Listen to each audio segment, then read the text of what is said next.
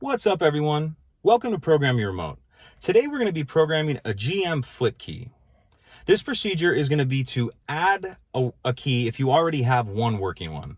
So we have our already working key here, and we have our new unprogrammed key here. And on the new unprogrammed key, you'll have to have the blade cut. You can either do that at a locksmith or an automotive dealership. So we have our two keys here. We can go ahead and get started. We have our working one. We're going to go ahead and put it in the ignition. We're going to turn it to on. Then we're going to turn it to off and remove. Take our new key, put it in, turn it to on, and then turn it to off. And now this key should be programmed. Let's go ahead and start to test. That's a working key.